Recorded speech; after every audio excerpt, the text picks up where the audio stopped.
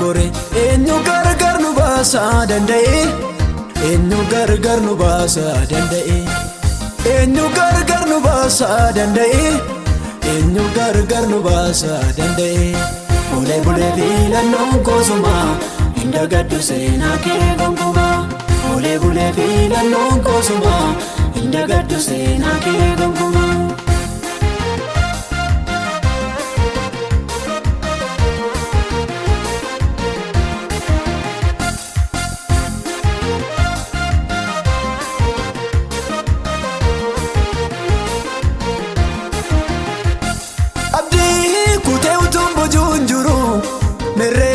Kan na gargaaru soon jiru abdii kutee utuun bujuun jiru merree kan na gargaaru soon jiru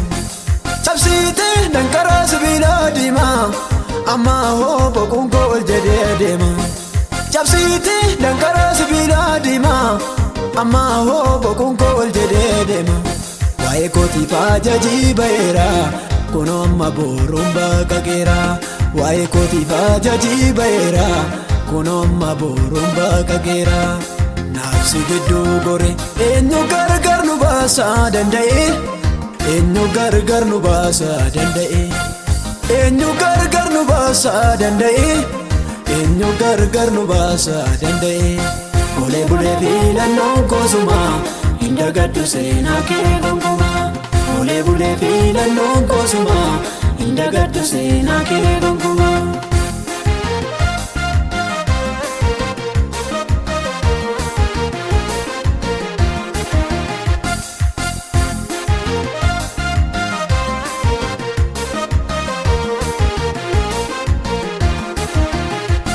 Situu akkasumaan na jaallate anaaf jettee fannoo irratti ol baate situu akkasumaan na jaallate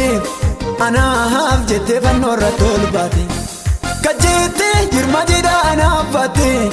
lubbuu koof itti gaafatamaa taate gajjeettee jirma jedhaa anaaf baatte lubbuu koof itti gaafatamaa taate Yesuus falmee dhiiga kenna bite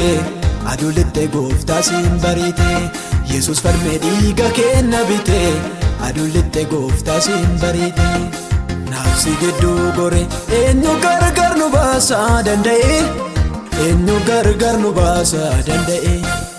eenyu gargar nu baasaa danda'e eenyu gargar nu baasaa danda'e bulee bulee filannoon koosuma hin dagaddu seenaa kee gonkumaa bulee bulee filannoon koosuma hin dagaddu seenaa kee gonkumaa.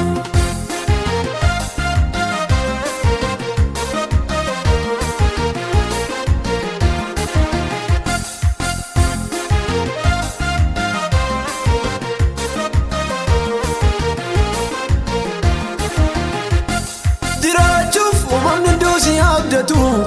hin qabu wanta biraa kan eeggatu.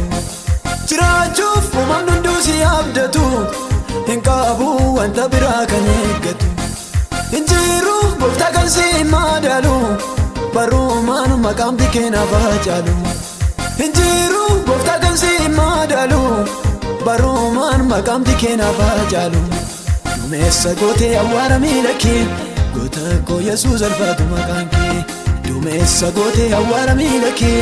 goota koo Yesuus ulfaatu maqaan kee. Naafsi gidduu gore eenyu gargar nu baasaa danda'e eenyu gargar nu baasaa danda'e eenyu gargar nu baasaa danda'e eenyu gargar nu baasaa danda'e bulee bulee filannoon koosuma hin dagaddu seenaa kee gonkumaa bulee bulee filannoon koosuma hin dagaddu seenaa kee gonkumaa.